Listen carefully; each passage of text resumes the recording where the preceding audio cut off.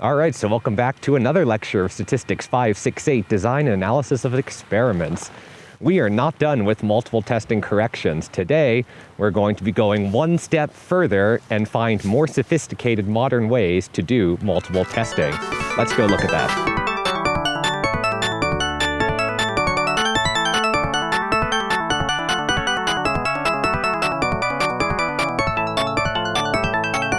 So last time we talked about the family-wise error rate. Today we're going to go into a more modern method known as the false discovery rate. It's a little bit more sophisticated. It's going to take a little bit more work to get at, but it's going to give us a much more powerful way to do multiple testing correction, especially when the number of hypotheses get to really, really high. So let's see if we can figure out how to do this. And we're back with another lecture of Statistics 568, Design and Analysis of Experiments. Today is going to be part 2 of our multiple testing lectures. It's the only extra part we're going to do. We're going to be done after today. And we're going to extend what we did from the last lecture. So in the last lecture, we looked at the family-wise error rate. And again, that's trying to control the probability that we get at least one false positive among multiple tests. Today, we're going to do something a little bit different. We'll be looking at the false discovery rate, which is the percentage of false rejections among all of the rejected hypotheses. So if you reject, say, 100 null hypotheses and the false discovery rate is 10%, then that's claiming that on average you'd have about 10 of those would be false rejections, the other 90 would be true rejections. So as you might intuitively imagine, this will give us a less strict criterion for multiple testing correction. What it means is we're going to be allowed to keep, or I should say, we're going to be allowed to reject more null hypotheses among our tests, which is another reason why people like it a lot. Right, so let's get into that. And just to recap from last time. So last time, we did the FWER, or the family-wise error rate. And we talked about different methods. We talked about Bonferroni. We talked about Sidak's method. We talked about Holmes method. And more generally, we talked about the step-down. I didn't mention it because there wasn't much to mention, but there is also a step-up method. Remember, step-down starts with the most significant, that is the smallest p-value, decides whether or not to reject it, and then goes to the next smallest, and the next smallest working its way up. The step-up method, again, terrible terminology, starts with the largest p-value, and then starts to work its way down the list from the most, or the least significant to the most significant, from the biggest p-value to the smallest p-value. So I'll say step up or step down / up. And there are some finer points to one versus the other, but we're not going to get into that now because we eventually want to get back to more experimental designs, but I still think this is a good, a worthy diversion. So now what we're going to do is we're going to consider the FDR, or the false discovery rate. And the easiest way, I think, to understand what's going on is to draw a table. Before we get into actually trying to control the false discovery rate, we have to understand what the false discovery rate actually is. So let's say we have M hypothesis tests, as we did last time. And with all those hypothesis tests, we have that M naught are where the null is true. Well, I'll just say are true nulls. Again, it's just easier in English to write it that way. And M1 are true, I'll say alts for alternatives. And of course, M1 plus M naught is equal to M, right? Because we sum up, we've basically taken our M hypothesis tests and we've broken them into two sets. The ones where the null is the truth and the ones where the alternative is the truth. And what we can do with this, let's get rid of that FWER because we don't need it anymore. We got something better. Yes, and we also need R, which is going to be the number of rejected nulls. So I'll put that over here. And R is the number of rejected nulls. Okay, and then what we can get is we can get a table.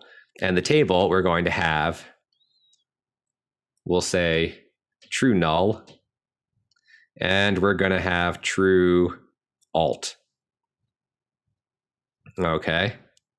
And then on the for the columns, let's make that a better straight line. For the columns, we're going to have the decided or chosen. Basically, what did our test say? I didn't write that right, spell that right. Decided null or decided alt. So basically, did our test say that we should reject the null in favor of our alternative, or did it say we should not reject the null? And then just to make the language simpler, we'll just say the null is true or the alternative is true, even though if we really want to be pedantic statisticians, we would say that we failed to reject the null rather than claiming the null to be true.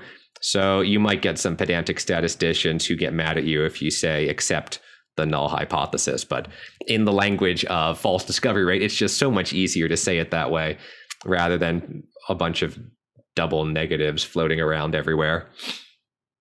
Anyway, the idea is that, we know that we're going to reject R, which is down here of these hypotheses, and M minus R have been failed to reject, and the total sample size is going to be M.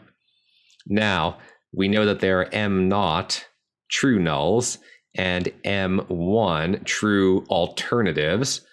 So then we're going to use the notation A and B. So of the R rejections that we have, A of them are going to be false rejections, B of them are going to be true rejections.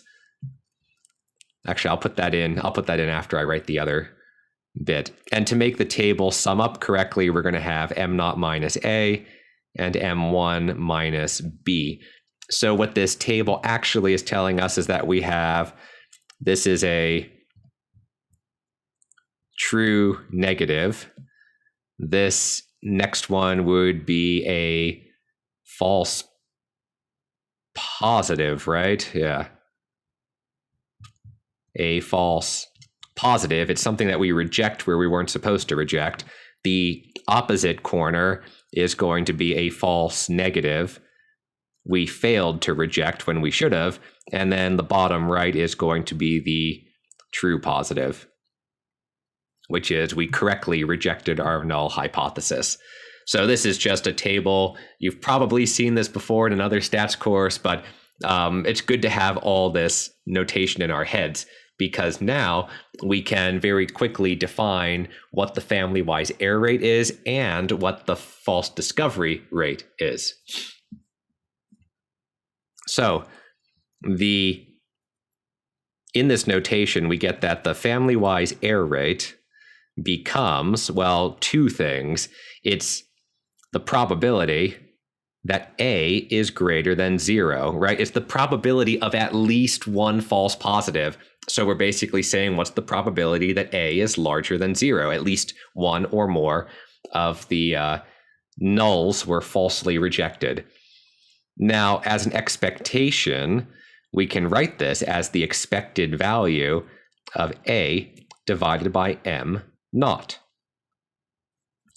So in this case, we're just saying it's the number of false rejections divided by the total number of nulls that we weren't supposed to reject, right? So that's the idea of what the family-wise error rate is. You can think of it as this expectation. or also as a probability statement. Now, for the false discovery rate, we have something that looks almost the same, but we're changing the denominator.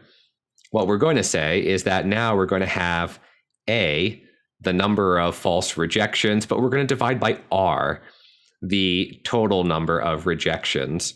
And mathematically, things become a little bit trickier because M naught in our nice parametric statistical, not parametric, or what am I trying to say? Frequentist statistical setting, right? We would think M naught is fixed. We don't know what M naught is a priori, but we would treat it as saying that, okay, I ran my M experiments. Some set of those are the data is coming from our null hypothesis. And some set of those, the data is coming from our alternative hypothesis. So in this case, we think, okay, M naught is going to be some fixed unknown. A is going to be random because it's dependent on the data, right? M naught is dependent on the universe in some sense. It's dependent on the ground truth of the world.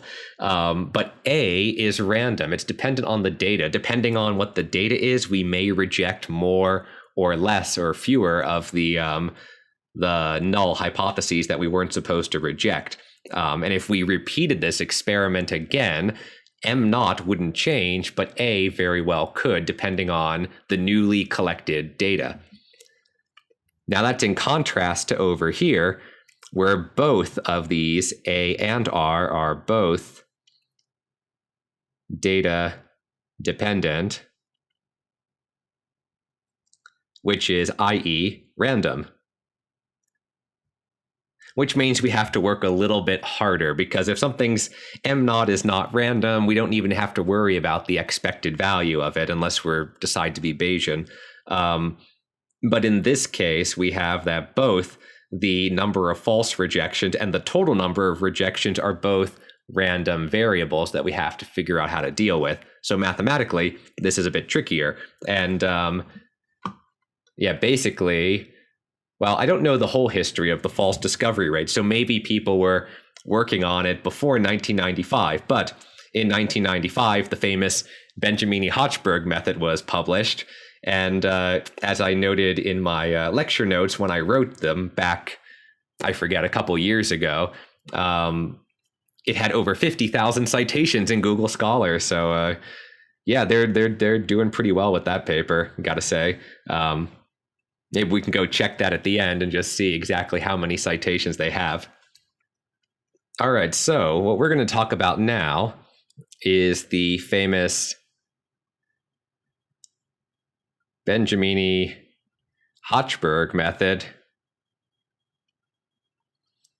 for controlling the false discovery rate, which was published in 1995 and still getting tons and tons of citations.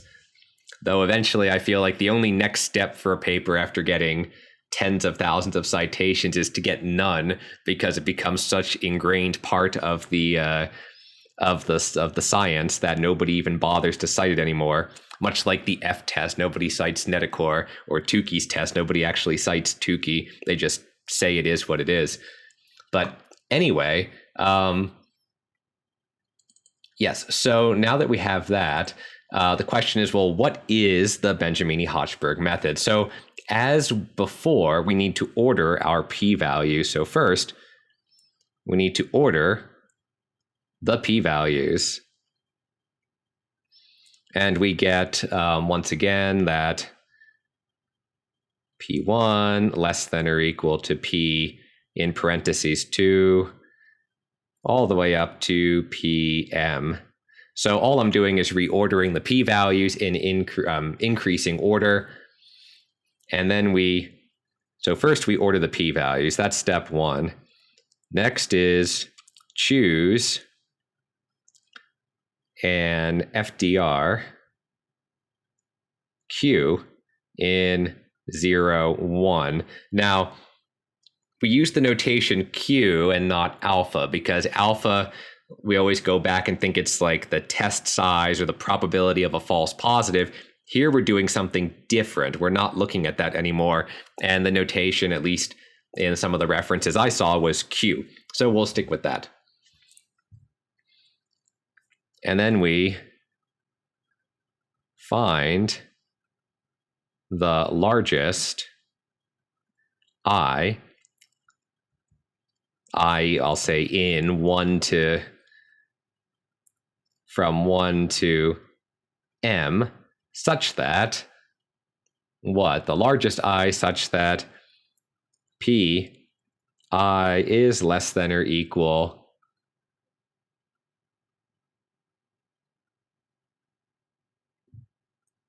to I divided by m times q.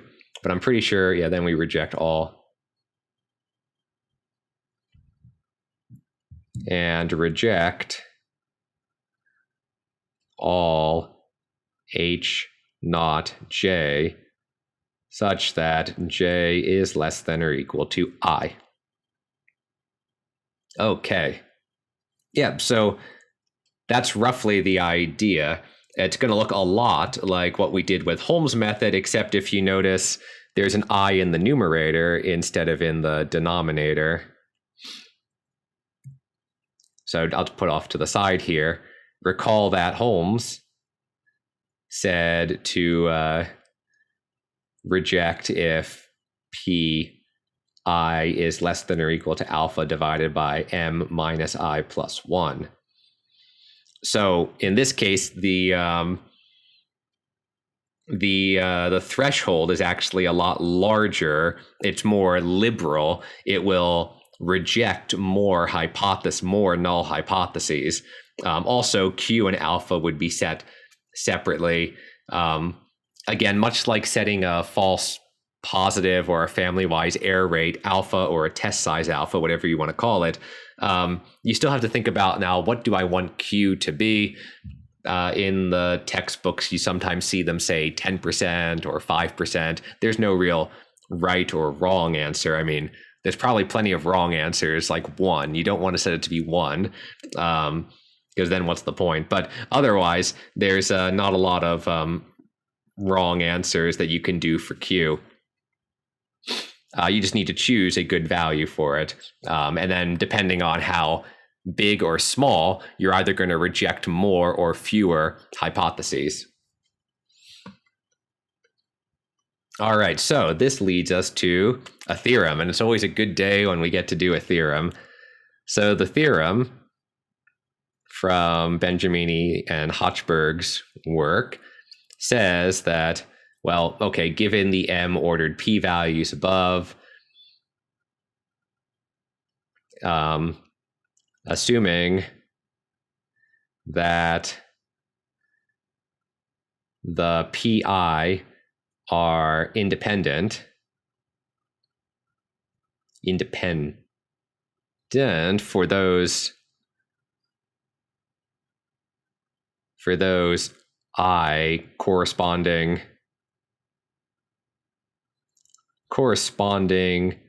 to true nulls. Basically, we don't need all the p-values to be independent. We just need the p-values coming from null hypotheses to be independent. So slightly weaker, still kind of a strong condition. It would work in our cases. For most of the designed experiments that we would look at in this course, not always going to be true in general. Regardless, given that we have that independence condition, then the claim is that the false discovery rate, which is equal to the expected value of A divided by R, as noted above in that table, is going to equal pi naught times Q, which is less than or equal to Q because pi naught is going to be the number of nulls that are true divided by the total. So this is really just the fraction of true nulls. Recall that I naught divided by m shows up a lot when we were looking at the family-wise error rate as well. It showed up in Bonferroni, for example. It showed up in the exponent in Sidek's method. So in this case, yeah, it's going to show up. It shows up a lot. And what it means is that the more, in some sense, the more true null hypotheses among the tests you're running, the more efficient the method is. Whereas if you really are supposed to be rejecting a lot of the hypotheses, then these methods will probably miss some of them. They'll be less efficient in the sense that they will probably fail to reject everything that you want to reject. I think not always, right? But very often when you're testing lots of hypotheses, you're going to assume that most of them are not significant and only a few of them are. It's kind of like a needle in a haystack. You're trying to find which of your tests are significant, and you kind of assume that most are not. We're going to talk about this more when we get to factorial designs, because when we do factorial designs, we're going to be testing 2 to the whatever hypotheses, and the assumption is that one of the main assumptions in that section is sparsity, in the sense that we assume that most of the effects are not interesting and only a few of them are. So at least in that case, our pi naught would be close to 1, because we assume that I naught is close to m, if that kind of makes sense. All right, so anyway, that was the theorem. It just basically says, so roughly it says the Benjamini-Hochberg method works. It controls the family or false discovery rate. So then the question is, well, why? And yeah, we should probably prove that. It's kind of a fun little proof. It even gets to use martingales, which you may or may not, probably not have seen unless you spent a lot of time doing probability theory. But it's still kind of fun to look at anyway. So we're going to do that now. All right, so let's prove this theorem. And again, I'm not going to be testing you on the finer details of the proof, but I think it is still very good for your learning to go through and try to understand it. So the first thing we need to do is say for some t in 0 to 1, we're going to say let RT be the total number of p-values less than t. Let's put that on the next line so we'll say RT is equal to the number of pi that are less than, I just said less than t. It's not going to matter, I guess, if they're, it's continuous, so we're probably fine. All right, so it's just the number of p-values that are less than t. If I pick, some value of t in 0, 1, I'm just counting how many p-values are less than t. And we're also going to have an AT. So you can think of, right, RT as if I set a threshold for rejection, like if I set t to be 5%, then RT is the number of hypotheses rejected that are the number of p-values that are less than 5%, or the number of nulls that I would reject if the test size were 5%, say, for example. Now, AT is the same thing, but it's the number of p-values from null hypotheses, the number of pi less than t, I'll say, such that I is in I naught. This would be like the number of rejections at test size t, and this guy would be the number of false rejections at test size t. Cool. So that's basically taking the A and the R above and now indexing it, or I guess giving it some argument T. that we can work with. All right, so we have that. So then we have to define the false discovery proportion. So the FDP, or false discovery proportion, is just going to be A over R, or in our case, we need to just modify it slightly, or I'll say more precisely, the false discovery proportion is going to be, in this case, AT, as a function of T. It's going to be AT divided by the max of RT and 1. Basically, we do this so we don't divide by 0, right? Because if we don't put that max in there, we could choose T smaller than the smallest p-value, in which case we get 0 divided by 0. That's never a good time in math. So almost never a good time in math to have 0 divided by 0. So we want to skip that. We don't want that. So we put a max in.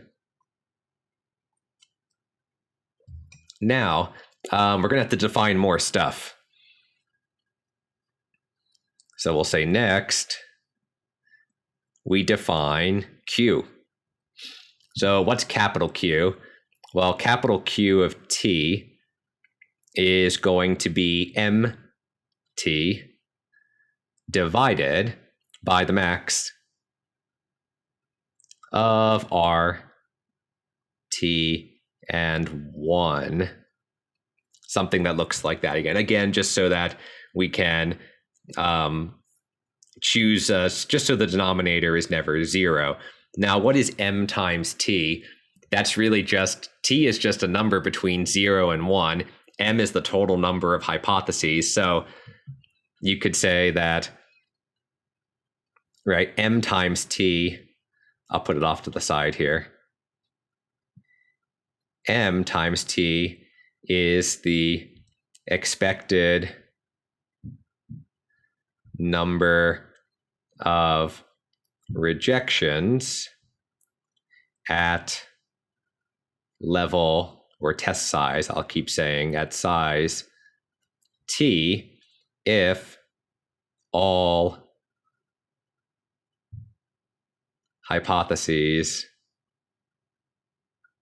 are, we'll say, true nulls.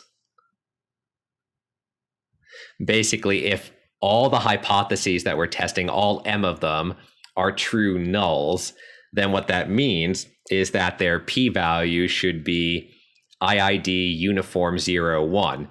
Now, if we want to know how many of those would randomly fall below the T threshold level, T again is like the threshold or the test size, well, approximately M times T of them, that fraction. If T is 50%, then we would expect half of our tests, M, half M over 2, or half of them to be rejected. If T is 1%, we would expect, well, 1% of M tests to be rejected. So it's the expected number of rejections divided by, well, the actual number of rejections at at index T. I'm also teaching time series, so whenever I see T as an index, I keep thinking time, so I may make that mistake again. Anyway, let's get us some more room here. Oh yeah, we also need another thing. So most of this proof is just defining a whole bunch of junk and then cramming it all together, and then magically it all just works out. Though I feel like I'm not giving them enough credit when I say that. It was pretty cool, and I still think it's pretty neat. So I definitely don't want to, shortchange them. Anyway, there's a T sub Q that we also need. Now we're going to need to have a supremum. So now things get kind of fun. It's the sup. It's the largest T, or the sup over T, because it's continuous, such that QT is less than or equal to Q. All right, so this is just a special value of T. It's the value of T where it's the largest value of T where this qt up here is less than the chosen value of q. Remember, little q is going to be the false discovery rate, the target false discovery rate chosen by the experimenter. And qt, again, is the number of expected rejections divided by the total number of rejections. And consider, yes. So because the p-values are ordered, now we'll say, because of the ordering, remember, p1 less than or equal to p2, etc. Well, we have some interesting behavior now for our function, so r. Because of this, we have that if r is evaluated at pi, what is that telling us? Well, remember r, it says it's the number of rejections at test size t. So how many p-values are less than or equal to p sub I? I think I should actually strictly make this less than. So I do need to make this strictly less than or equal to.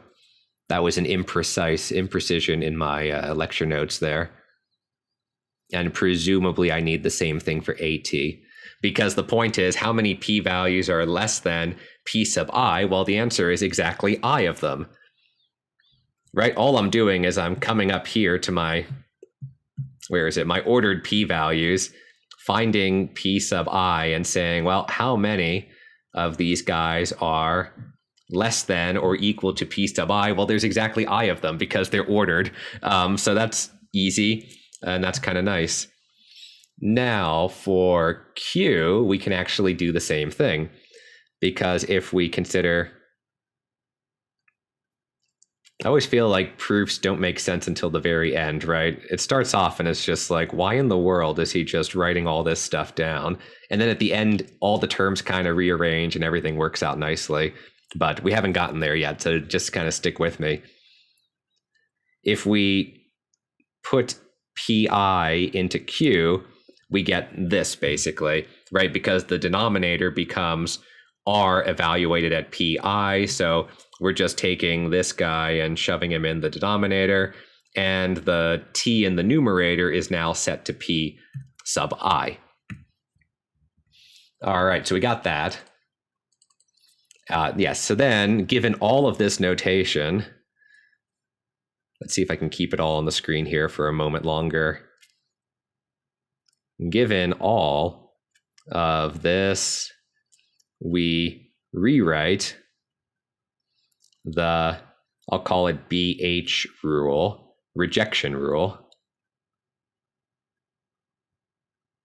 And we rewrite it to be reject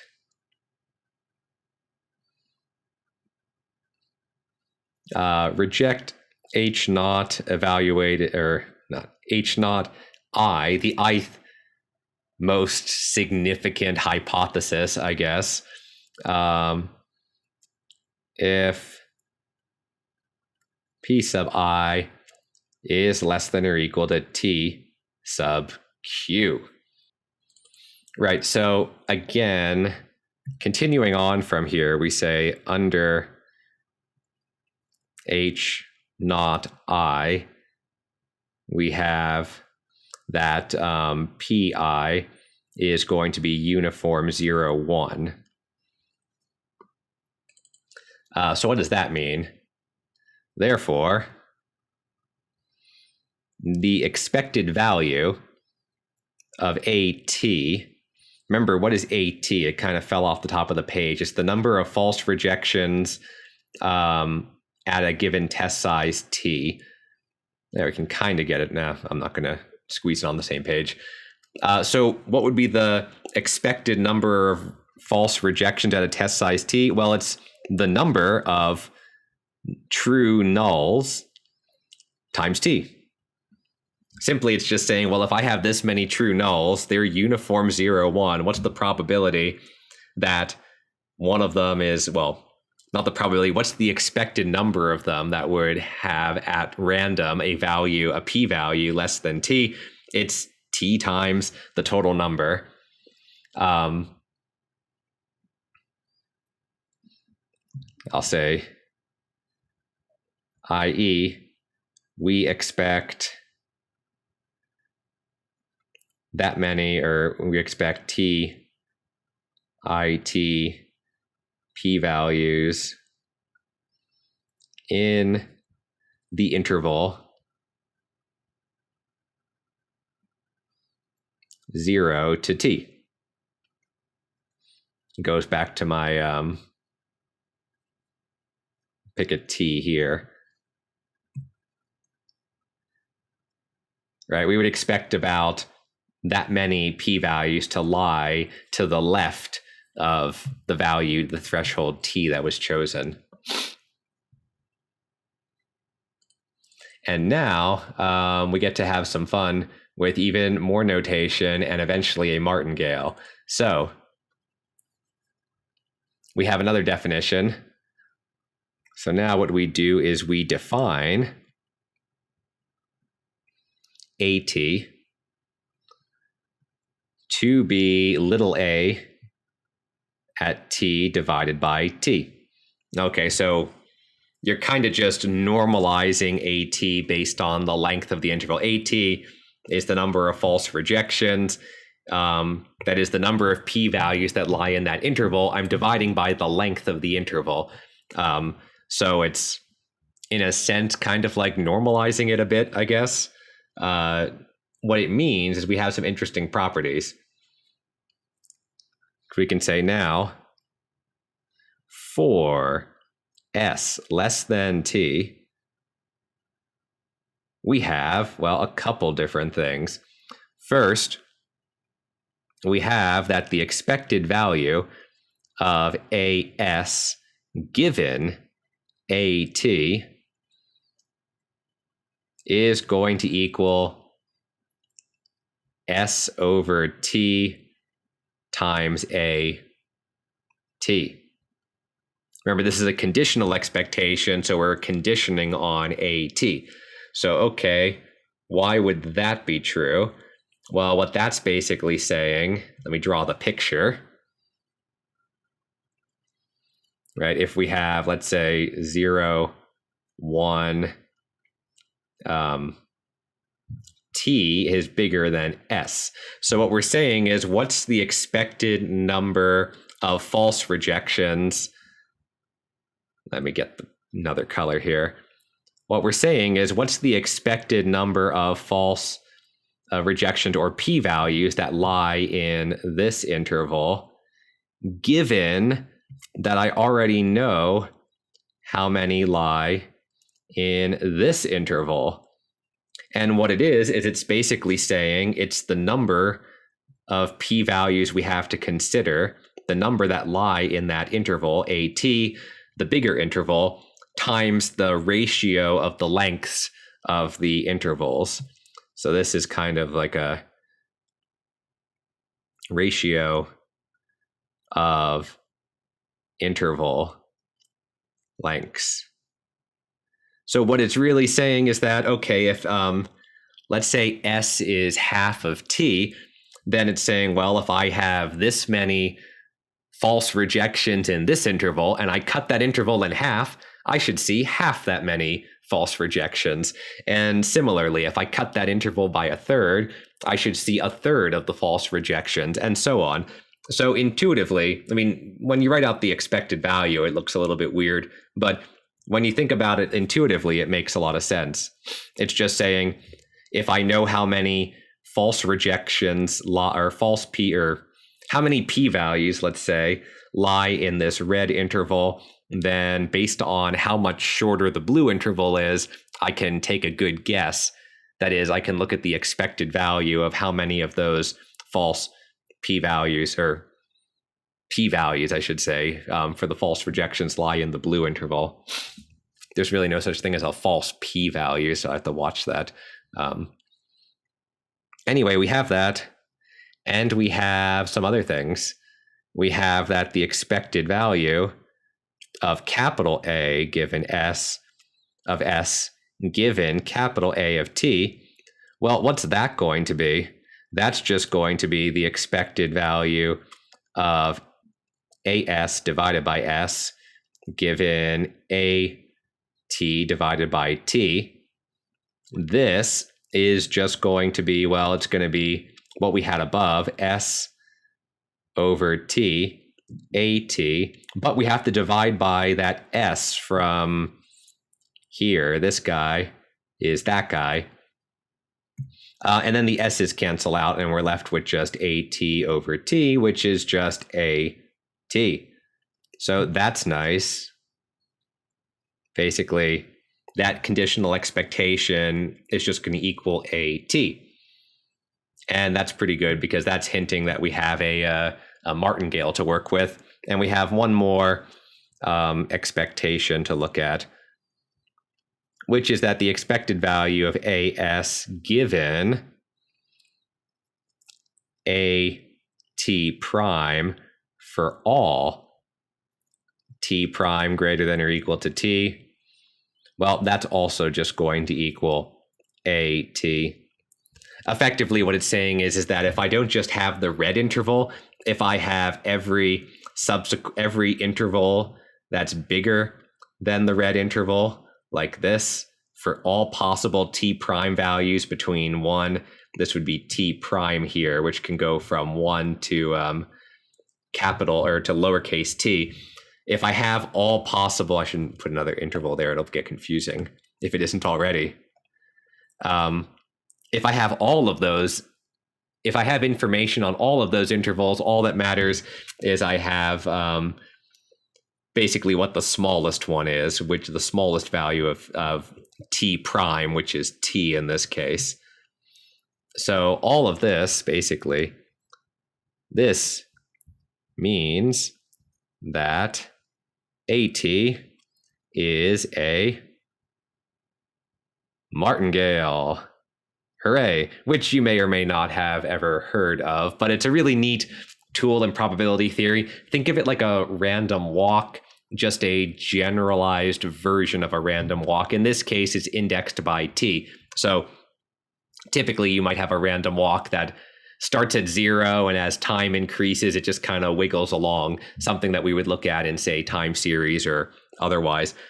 In this case, our martingale is kind of going backwards, though there is a backwards martingale, so I don't want to get into that. But it's the time is going from 1 to 0, or the index T, not strictly time in this case, it's actually a threshold. The threshold is going from 1 to 0. So the martingale is kind of moving from, it's kind of like a random walk from 0 or from 1 to 0. Again, not super important to know all the nitty-gritty details because I'm not expecting that everyone's seen this before, but it's kind of neat because once we have this martingale property, we can kind of just conclude really fast. So let's do that. All right, so we're back, and now we can finish this proof. So now that we know that AT is a martingale, what we can say is we can consider TQ to be a, I guess, random stopping time, or yeah, stopping time.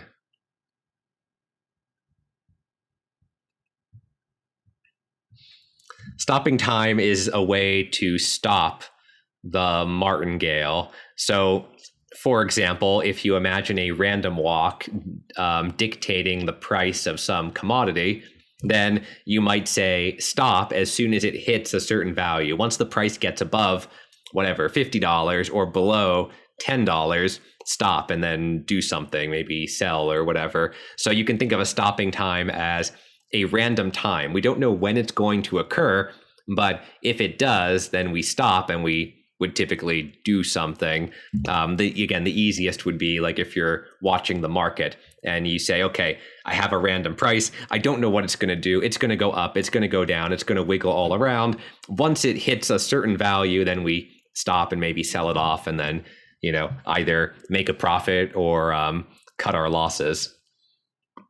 In this case, we can think of TQ as a stopping time as T goes from 1 to 0. So we're going again, time, or the threshold now is going from 1 to 0 compared to, say, a standard example of a martingale where you would have time going from 0 to infinity. But a martingale nevertheless. So basically, I'll say that is TQ is the first time that QT falls below Q. Yes. So it's really just saying, I don't know when this is going to occur, but as we move T from 1 to 0, eventually QT will fall below the value Q. So again, I can draw a kind of a picture. It's not a great picture, but just to give you an idea that what is QT? Do we even remember at this point? QT is the expected number of rejections divided by the total, the actual number of rejections. So when T is equal to 1, this is M divided by M, which is just 1. When T is equal to 0, this thing goes to 0. So I don't know what this thing's going to do, but we know that, let's switch colors. We know that it starts at 1, it ends at 0, and it maybe wiggles around here. And eventually, it's going to drop below the threshold value of Q, I guess based on my drawing that occurs here, even though it wiggles back up above it. So all we're saying is we start at time or threshold 1, T is 1, we take T to 0, and as soon as QT, this squiggly blue line, drops below the red line, we stop. It may not actually look like that in practice, but this is kind of the intuition that I'm trying to get at here. Anyway, given all of that, what does that mean? Well, therefore, we can apply a fairly powerful theorem called the optional stopping theorem, which is a pretty cool tool when it comes to working with martingales. It basically says that the expected value then of our process A, if our martingale A at the stopping time, the expected value at the stopping time is just going to be the expected value of A at time, or at index T equals 1. In this case, that's just going to be the expected value of little a at 1, because big A, right, is just, well, you remember, big A is just little a divided by T. So if I divide by 1, well, it's just little a. And the expected value of this, well, we know what this is. If we set our threshold to be 1, it means we would reject all the hypotheses, and thus we would have exactly I not false rejections. All right, so we have that. That doesn't look too immediately exciting, but the neat thing is that therefore our false discovery proportion at TQ, well, what's that going to be? Let's go back and find it. It's going to be up here, AT divided by the RT, or with the max thrown in there. So what we end up with here is now ATQ divided by the max of RTQ and 1. Okay, and that we can rewrite, right? We can rewrite that in terms of capital Q. Capital Q, I always forget what everything is. I have to look it up again. Capital Q is MT divided by the max. So if we rewrite this, we can rewrite this as ATQ,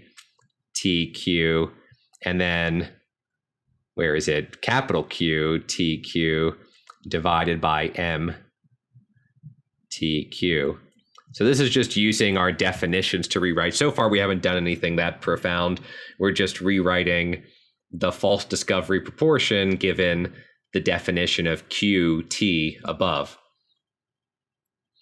All right, now that we have that, what we can do is we can rearrange these terms, and we can note that at time Q, at index T sub Q, capital Q is just going to equal lowercase q. So I can break this into two pieces. We can have a TQ divided by TQ here, and we can have capital Q, which just becomes lowercase q divided by M. All right, and then finally, lastly, we then get that if we take the expected value of the false discovery proportion at the stopping time TQ, then what we get is well, what's the expected value? Remember, this thing here is just A at TQ, and what we said on this line is that its expected value is just I naught. So when we do all this, we end up with just simply Q I naught divided by M. And we're done because this is less than or equal to Q as desired. So like we said at the beginning, oh, and let's put the nice little QED box because that always makes me happy. It's good stuff.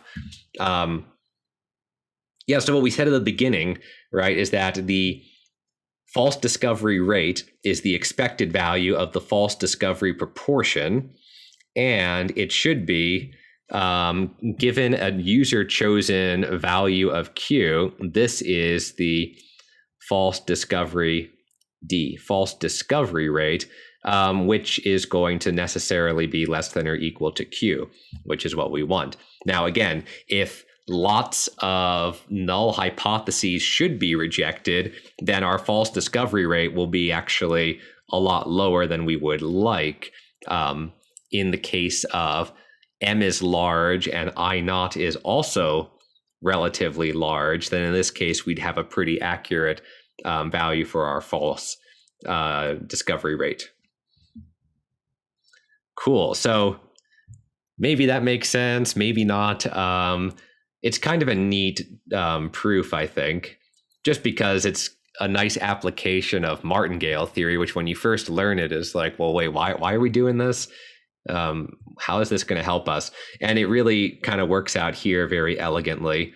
But again, I'm not expecting you to be familiar with what a martingale is, so don't worry too much about that. Anyway, that's Benjamini-Hochberg.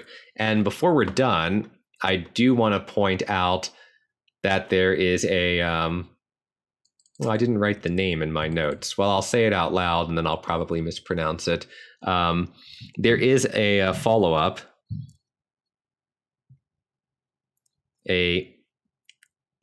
method, which is if the PIs are not independent. Because remember, at the beginning, we assumed that our p-values, at least the null p-values, were all going to be independent. That's not always the case. At least in our design of experiments course, it's usually the case if our designs are balanced. But in the case that we don't have a nice balanced design, we may not have independent p-values. And if we don't have independent p-values, we can't use Benjamini-Hochberg, but we can use the Benjamini. Now the question is, can I remember how to spell this? It's like Yekutieli, maybe, if I got that right. We'll double check when I load up R in a second to see if I actually spelled that name correctly. But it's a different method. We'll call it the BY method. And it's effectively the same thing, but works under, I'll say, like BH, but works under arbitrary, let's say arbitrary dependencies.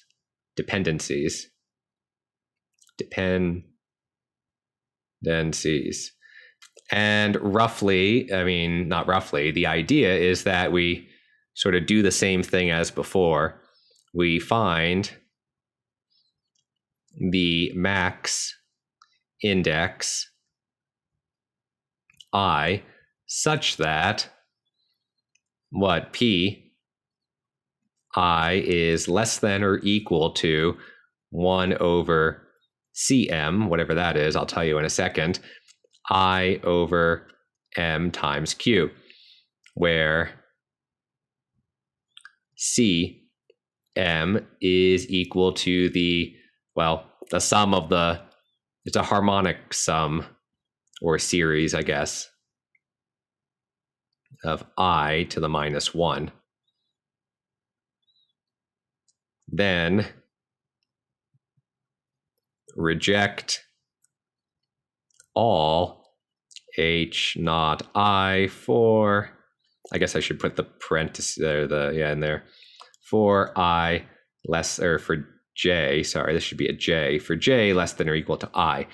So we do the exact same thing. We find the largest index such that this condition is met, but we have two pieces here. We have this guy, which is just Benjamini-Hochberg, and we have this guy, which is the penalty for lack of independence. So it'll be a more conservative method because Cm is going to be larger than 1. So if I divide by Cm, I'm going to shrink the threshold that Benjamini-Hochberg would give me, and thus I would reject fewer null hypotheses using this method.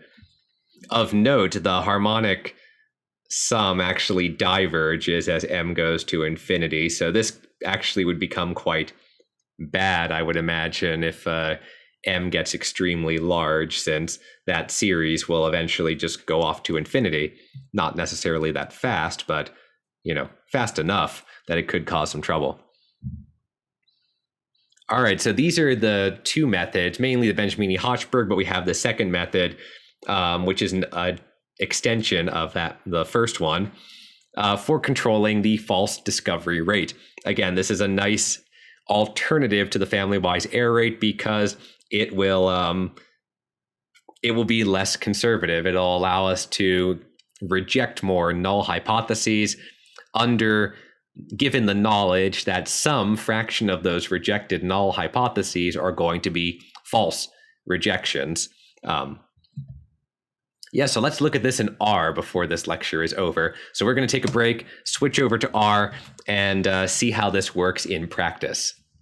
And now we're back, and this time we're in Rstudio. And what we're going to do is we are going to look at the p.adjust function. So R, in its standard base stats package, has a nice method which will do most of what we talked about, actually. It doesn't have Sidek's method now that I look at it, but we have Holmes, we have Bonferroni, we have Benjamini-Hochberg, and the BY method, which, if I double check the spelling, it's Yekutieli. I did get the IELI right, so almost correct. I apologize, though I doubt anyone associated with that paper, Benjamini or Yekutieli or otherwise, will actually be watching this video. But just in case you do, I apologize for getting your name wrong, spelling it wrong in the written portion. Regardless, now we have method that we can use to adjust the p-value. So to do that, we need some p-values. So what I'm going to do is I am going to generate, let's get a lot, right? So I'm going to say PVs, and we need two different types of p-values. We need first our null p-values, which are going to be R uniform, and we're going to, let's say, have 180 of them, 160, say. And then what we're going to do is do a random beta. And what we're going to do for our random beta is we're going to generate 40 random beta distributed random variables. And now, which way does the beta distribution go? I always forget. I think what we need is we need the first parameter to be 1 to kill off the t to the a minus 1 term. And then the other parameter we can set to be something large, like, I don't know, 6. How about that? So let's look at our p-values. Okay. Except, did I do that backwards with my, I thought the final group should be, let's see what they look like. Okay, so notice that my final group of p-values are actually smaller than my initial group. This big block here would be my my null p-values, and the latter 40 would be my alternatives. But I kind of want to make them a little bit more significant, so we'll turn 6 into 8 and run this again. There we go. So again, I have my little block here at, we'll say h is equal to 160.5. Just to give you an idea of what we're working with here. That did not work at all because I said h and I actually wanted v. There we go. So everything to the right of my gray line are supposed to be the hypotheses we'd want to reject. Everything to the left are supposed to be the null hypotheses. And if we just chose some if we just chose some threshold arbitrarily, like say 5%, because it would make Fisher happy, we end up with something like this. So these gray lines are kind of telling us it's really that table that I drew before. We have our big block here, which are going to be our true negatives, the tiny block down in the bottom right, which are going to be our true positives. Now it's going to be flipped. I think it's flipped from before. Up here, we're going to have our false negatives. And no, that's the same as before. We have our false negatives here, and we have our false positives down in the this bottom rectangle there. Okay, so what happens? Well, let's do some p adjusting, right? What we can do is we can say we can figure out how many p-values would be falsely rejected in this case. So if I say 1 to 160 and say less than 0.5, 12. So I only got 12 false rejections. That's not so bad. Or yeah, false positives. Whereas for my other case, I get 13 true rejections. So overall, it looks like I have 25 rejections, which means, well, there's a couple things. First of all, the family-wise error rate in this case would be 12. The achieved family-wise error rate would be 12 divided by my 160. So it's about 0.075. So it is greater than the 5% because I didn't do any adjusting, right? And in this case, I would have falsely rejected at a higher percentage than 5%. I rejected about 7.5% falsely, false positives. Meanwhile, the FDR achieved is actually going to be pretty close to 50%. Yeah, because it's going to be 12 divided by 25, because there are 25 points that get p-values that get rejected here, and 12 of them were falsely rejected. So that's telling me that, you know, I rejected my 25 p-values, but about half of them were false positives. So let's see what happens if we do p. We'll do pv dot bon for Bonferroni. And then what we do is we say, let's go back to the documentation. What we need to do is say p dot adjust, give it our big group of p-values, and say, you know what, I want to be conservative today. I'm going to use the Bonferroni method. Bonferroni. And now what do I get? Well, let's plot those just because it's fun to look at them and see what we get. Okay, so now they get all up to 1. So what in the world happened here? Well, the p-adjust is not adjusting the threshold, it's adjusting the p-values. So I should have written this in my notebook, but we'll just type it out here. If I have a p-value, then what Bonferroni says is I should reject it if it's less than alpha divided by m, the total number of tests. In this case, it would be like dividing by 200 tests. But equivalently, I can move that m to the other side of the equation and say, so an equivalent way to do Bonferroni would be to take all my p-values, multiply by the number of tests, and then reject if any of those fall below the value alpha. In this case, we're not going to get a single one of those below alpha because we basically multiplied all of our p-values by 200. And of course, set a maximum, a minimum, that is, don't let it go above 1 because it doesn't make sense to go above 1. So basically, in this case, all of our p-values get set to 1, except for a very few, but they're still quite large. So what we would do in practice, again, Bonferroni killed us here, but what we would do is we would take our p-values and say, okay, these are my adjusted p-values. How many of them are less than, which ones are less than 5%? Well, none of them are less than 5%, so we don't do any rejection. So that's disappointing, and a good reason why we wouldn't want to necessarily use Bonferroni's method. But still, it works in very general settings, so yeah, you can, you got to sort of use it when you need it. But let's try something better, right? Well, we have Holmes method. That's the step down Bonferroni. So let's see if that gets us anything better, because Bonferroni was way too, we'll just say HM for Holmes. Home. I thought it was Holmes with an S. Holmes's method. I should double check that because here it's just Holme, Holme, without the S. Always try to get people's name right, even though I typically always get them wrong. Okay, so Holmes method did kind of the same thing as Bonferroni in this case. We didn't do very well, so that's no good. We're still not going to get any rejections in this case. I think everything else is, some of it's just overlap. I believe Hatchberg is, let me double check. Yeah, there is a Hatchberg method. Honestly, off the top of my head, I forget what it is. I'd have to go look it up.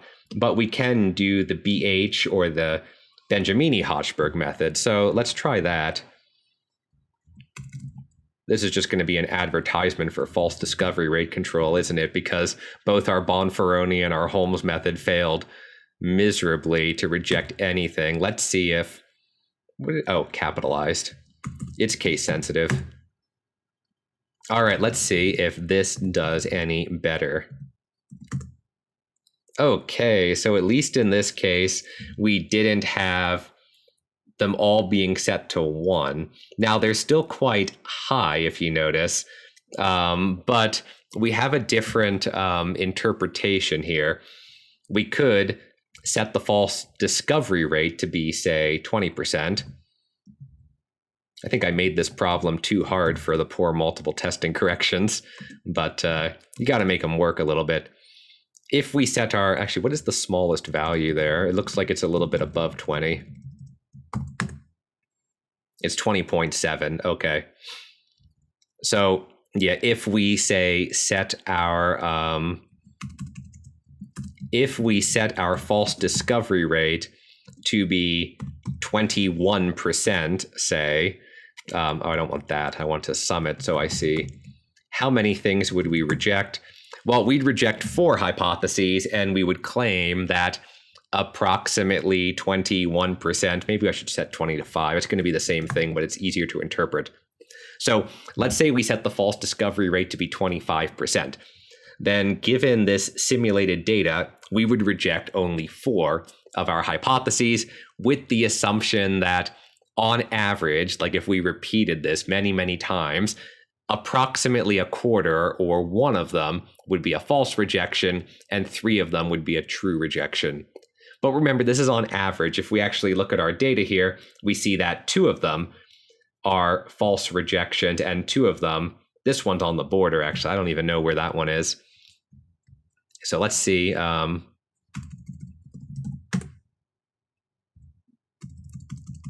Yes, so good. So we had 2 false rejections and we had 2 true rejections. Now, presumably, if we believe that the Benjamini-Hochberg method works, then if we were to repeat this simulation over and over and over again, we should see on average 1 false rejection and 3 true rejections, again on average, but not in every individual case. Like in this case, it was 50-50. Okay, and then lastly, we can do the Benjamini-Yekutieli method. If we switch this to by and this to be capital Y. Of course, that's just a more conservative method, so it's just going to make life harder for us, I think.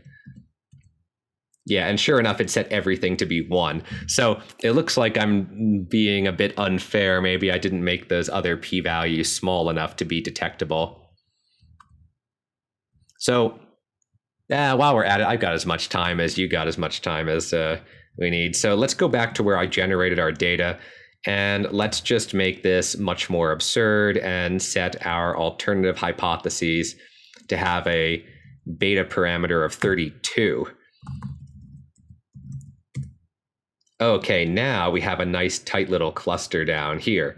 So let's see if we can get some better results with any of these methods, because my significant tests, my significant p-values were not really significant enough to get anything interesting going on. So let's go back and look at Bonferroni and see if Bonferroni is going to give us anything. Okay, it looks like we actually got a rejection with Bonferroni. Hooray. So again, what we would do is we would choose an alpha, a family-wise error rate, and basically say which hypotheses, which adjusted p-values are less than, say, 5%. And one of them is, it's a true rejection, so that's nice. So we got one. That actually is significant with Bonferroni with a family-wise error rate of 5%.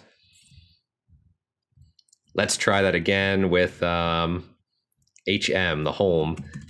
Holmes should do something slightly different than Bonferroni, but for some reason it was giving me the exact same thing here, so I'm kind of wondering about that.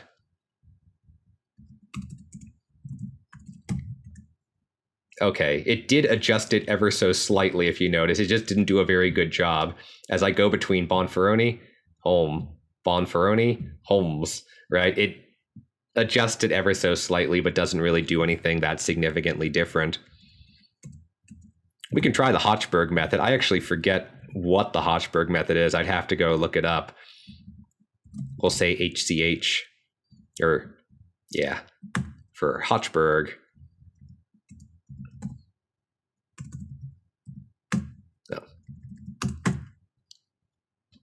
All right, so that one also does about the exact same thing as these other methods. In fact, it looks identical to Holmes in the p-values that it returned without looking at them in finer detail. But we can definitely do the more interesting family or false discovery rate methods that everyone loves these days. So let's see what that does. All right, now we got something to work with. So if, for example, we decided to say, let's say which p-values are less than 0.1. So at a false discovery rate of 10%, what do we get? Well, we get 1, 2, 3, 4, 5, 6, 7, 8 rejections, 6 of which are true positives and 2 of which are false positives. So, okay, it's more like 25% false positives, or false discoveries, I should say. 25% false discoveries instead of the desired 10%. But again, presumably, if we were to do this over and over again, we would get on average about 10% false discoveries. And you can change that threshold too. If you want 20, we say, wow, now we have a lot. I don't know, so many that I don't really want to count them all.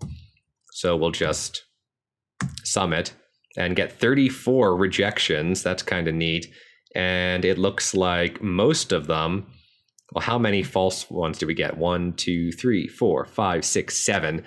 So 7 out of 34 are false, which is about 1/5, slightly less. So again, yeah, just a little bit above 20% there. So actually, we did a pretty good job with that one. I like that. The target false discovery rate was 20%, and the achieved false discovery rate or false discovery proportion that we saw was just a hair above 20%. So that's kind of neat. I like that. That gives you an idea of how these methods work.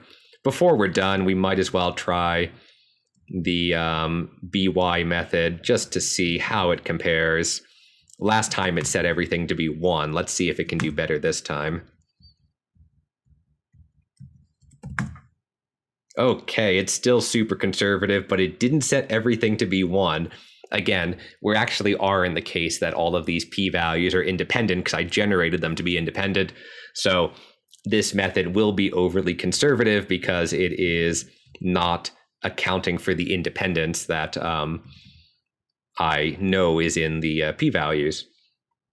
In this case, yeah, we don't get very many rejections. But at least you can kind of get an idea of how these work in practice. So again, p-adjust function allows you to adjust a collection of p-values. What you do is you use the method you want, you set a threshold, whatever you want it to be, and you say how many p-values after being adjusted fall below that threshold. Those are the ones we reject. And whether you're doing FWER or FDR control, the interpretation of those rejected p-values will be a little bit different. We either have the probability that any of them, at least one is a false positive, versus the fraction of them that we expect to be false positives. And it's really good to remember what the differences are between those two methods, because they're also just really important, and you might have to use them in the future, not even with design of experiments, but in other things. If you're doing regression, if you're doing, I don't know, time series, if you're doing really anything in statistics, you're probably going to have p-values, and you're going to want to adjust for multiple testing. Right, so that's a lot for today. We're done with multiple testing. This is just the quick little 2 lectures, about 3 hours of notes, and we're going to be moving into factorial designs, but that will be in the next lecture. So see you there.